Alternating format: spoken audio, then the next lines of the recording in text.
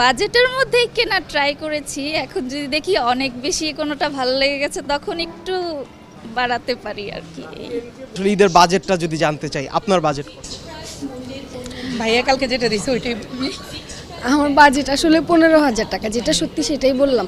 আমাদের এত চাহিদা নাই যে খুব জাস্ট কিছু ভালো লাগলে নর্মাল নিব, কারণ অনেক বছর থেকেই এই সেম কালেকশনগুলোই চলতেছে। এইবার কিন্তু তেমন কোনো একটা নতুনত্ব নেই। এখন চিন্তা করতেছি যদি কোনো কিছু পছন্দ হয় তাহলে নিব, নাইলে টাকা যেটা আছে এটা সেভিংস করব বাস, আর কিছু না। হ্যাঁ সেটাই সত্যি। দেখেন দুইটা পাঞ্জাবি জাস্ট আমাদের জন্য কিছুই কিনি নেই, যা যা আছে এগুলো সব আগের বছর ছিল, নতুন কোনো কিছুই ভালো লাগতেছে না। বাজেট এরকম না, তারপর আমার হাজবেন্ড বাইরে থাকে, হ্যাঁ যদি 50 দেয় 50, 1 লাখ দেয় 1 লাখই। হ্যাঁ কথা হলো তোমার যা লাগে তুমি তাই কিনবা, কোনো বাজেট নেই।